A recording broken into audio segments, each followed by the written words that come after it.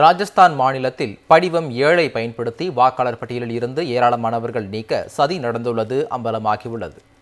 ராஜஸ்தானின் பார்மர் மாவட்டத்தில் உள்ள ஜன்பாலியா கிராமத்தைச் சேர்ந்த சுபான் கான் என்பவர் தனது பெயரை வாக்காளர் பட்டியலில் இருந்து நீக்குமாறு படிவம் 7 மூலம் விண்ணப்பிக்கப்பட்டுள்ளதை அறிந்து அதிர்ச்சியடைந்தார். அதைவிட ஆச்சரியம், அந்த படிவம் அவரது பெயரிலேயே அளிக்கப்பட்டிருந்தது. இதேபோல் பார்மர் மாவட்டத்தில் பல வாக்குச்சாவடி நிலை அலுவலர்களிடம் நூற்றுக்கணக்கான படிவம் 7 அளிக்கப்பட்டுள்ளன.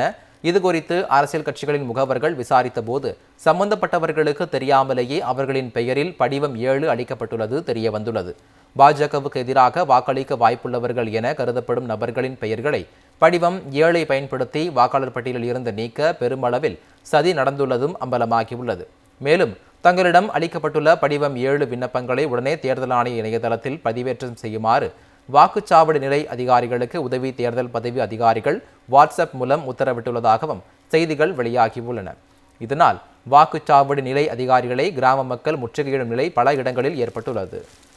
ராஜஸ்தான் மாநிலத்தில் படிவம் 7 பயன்படுத்தி வாக்காளர் பட்டியலில் இருந்து ஏராளமானவர்கள் நீக்க சதி நடந்துள்ளது அம்பலமாகியுள்ளது.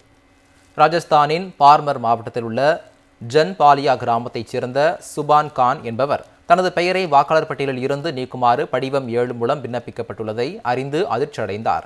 அதைவிட ஆச்சரியம், அந்த படிவம் அவரது பெயரிலேயே அளிக்கப்பட்டிருந்தது.